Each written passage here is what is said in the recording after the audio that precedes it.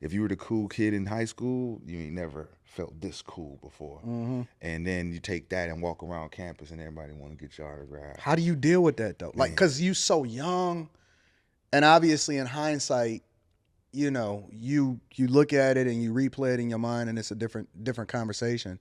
But how do you deal with that level of visibility at such a young age like that though, right? You 18, yeah, 19 years old. yeah. It's a process. It's not even a dealing with it. It's a as it comes, figure out how to not be rude, Mm-hmm. figure out how to be personable, figure out how not to let people get inside of your comfort zones. Mm. But this is at 18, like you said. Yeah, Like you yeah. don't know any of that terminology. You don't know those words. You don't know what to put together to be like, hey man, I'm eating right now, or I'm in the Mm-hmm. bathroom. Really and honestly, you love it because you've never gotten this type of admiration before. Yeah, Like somebody coming up to you like, "Oh man, you're my favorite player. I love the last game." It's just like the excitement from them gives you excitement. yeah. And if you're a real competitor, it gets you right in the gym. What about because now obviously we got, because Brandon Jennings, obviously, I followed his path because, of course, he was a Piston at one point, and I was Hmm. even following his path over in Milwaukee and stuff like that. Um, the players is basically getting paid in college now, Yep. whereas back then, that wasn't necessarily the case, and you had the NCAA and all of that other type of stuff.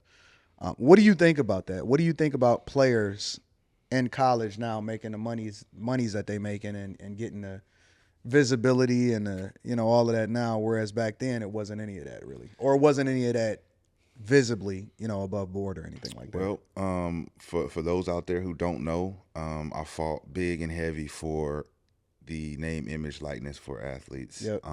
and I also fought for sports education reform, which is surrounding your question is how is it that these kids get paid? How beneficial is it?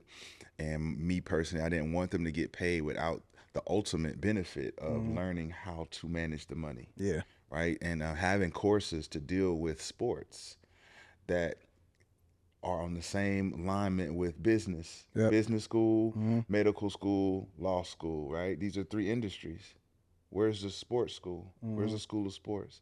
So I created a school of sports for a lot of the different elements of the universities and how they can actually teach athletes how to manage money, how to go into sports management, how to go into sports medicine, all of these different elements that deal with the industry. Hmm. Because when as athletes we go into a university, we want to hoop, Yeah.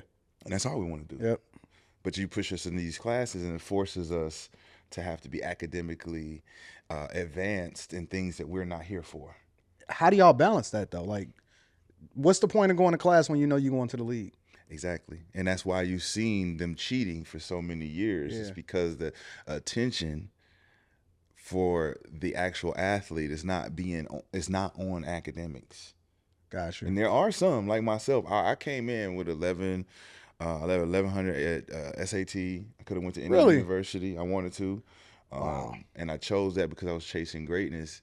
But when I got there, it was like we didn't have to do no work. We didn't have to do the shit that I worked hard for to get Hmm. here, right? So I pride myself on being a student. But once you get into the realm of it, they don't want you to be a student, They want you to be an athlete. right? So in my book, I talk about why don't you pay us like we're athletes and give us performance based requirements, Yeah. right? So don't have us academically based requirements when we're not here for academics. Have us here with the requirement what we're here for. And Yeah.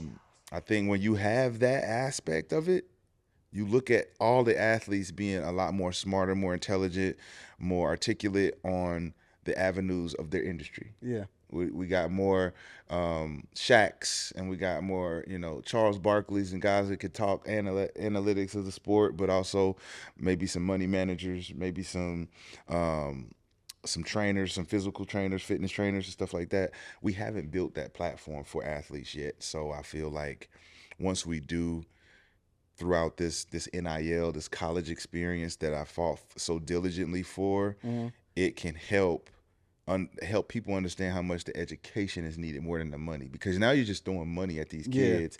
They're going straight to the bank and they're giving it back to the people who gave it to them. Yep. So All day long. we know what that looks like when we're talking about the black community. Yep. Hey, dangle this carrot. Come over here and get this millions and millions and millions of dollars. We know exactly what you're gonna do with it Hmm. because you don't have no structure. When you got drafted, because I know you talked about that euphoric moment being at the McDonald's All American game. Was it because that was your first taste? Yeah. But then when you got drafted, what did it feel like to get called and to get drafted? Because that's pretty much every kid that never grew up in any environment in the hood, suburbs, or whatever. You know, that's the moment to see your name get called. That's the dream. What did that feel like? It was a nightmare. It was a nightmare. Nightmare. Why you say that? Because it didn't happen the way you just explained it. Why you say that? Because it was supposed to happen that way. It's supposed to be the dream come true. Walk on the stage, take the hat, put it on, Yeah. smile big. Mama, I made it. My particular instance was the first time in 20 years David Stern had ever fucked up I didn't know that. on my day. So when I got drafted 14th, I wasn't supposed to get drafted 14th. I was a top 3 pick, but I slid all the way down to 14. Why? Why did you slide to 14? I was presented as a uncoachable player. So, okay, so before you go into that, do you think that because I had this argument the other day, and I was telling my guy that I think that the NBA is completely rigged, All the way. and he said, "Why you say that?" I said, "Well, you know, Victor Wembanyama, like, how could he fall into San Antonio, right? How is that possible? How did LeBron James fall into Cleveland? Like, it just don't seem, it doesn't seem logical, right?" Right. And so, considering that, the politics, the marketing, and everything involved, do you think that that was purposeful that you actually fell to 14 versus being drafted at the time or being projected to go where you were supposed to go? Well, you look at the rigged side of it, what you're talking about. At that particular moment, Portland had the 3rd pick. Okay. And it was between myself, Nate Robinson, and Martell Webster. Uh-huh. Martell Webster was a Oregon guy, Washington guy, Seattle guy. So was Nate Robinson. I'm a North Carolina guy. Mm-hmm. So it would make sense for the fans, for the North crowd. Carolina all day long. It wouldn't make sense for them to draft me to Portland when I'm not gonna carry my fan base there. Yeah. Because it's from North Carolina. Yeah. Their fan bases are right there in the city. Yeah, It that made makes sense. for them, right? So when you talk about rigged, everyone kind of knew when everyone placed all the cards on the table who was going to go where based Yeah. on their needs and what they wanted. So me going 14th and me going on that stage, I'm feeling good, but I'm disappointed at the same time. But then I get on stage and David Stern is looking this way, as if he didn't just call my name, as if he didn't. It's not my day. This is my day I've been waiting for. And I had to tap him on the shoulder because he wasn't paying attention.